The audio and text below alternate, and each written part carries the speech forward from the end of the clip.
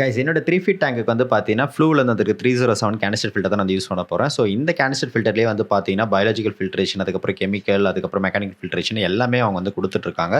So நான் வந்து பார்த்தீங்கன்னா, பெஸ்ட் பயாலஜிக்கல் ஃபில்ட்ரேஷனா இருக்குன்னு சொல்லிட்டு, ஃப்ளூலேருந்து வந்திருக்கிற பயோ எஃபெக்ட்ஸ் அப்படின்ற இந்த மெகா சைஸ் ஹியூஜ் போர்ஸ் இருக்கிற இந்த பயாலஜிக்கல் ஃபில்டர் தான் நான் வந்து யூஸ் பண்றேன். ஸோ இதோட போர்ஸ் அதிகமா இருக்கனால, இதில பாக்டீரியாஸ் வந்து ரொம்ப அதிகமாவே வந்து ஸ்டோர் ஆகும் அப்படின்ற மாரி சொல்லியிருக்காங்க. அது மட்டும் இல்லாம இவங்க குடுத்திருந்த இந்த பாஸ்பேட் ரிமூவரும் வந்து நான் வந்து யூஸ் பண்றேன். ஏன்னா, இதில கிரீன் டஸ்ட் ஆல்கே இருக்கிறதுனால இந்த நைட்ரேட், பாஸ்பேட்லாம் இல்லாம இருந்ததுனா, எனக்கு இது ரொம்பவே கண்ட்ரோல் ஆகும் அப்படின்றதுக்காக இதுவும் நான் வந்து யூஸ் பண்ணியிருக்கேன்.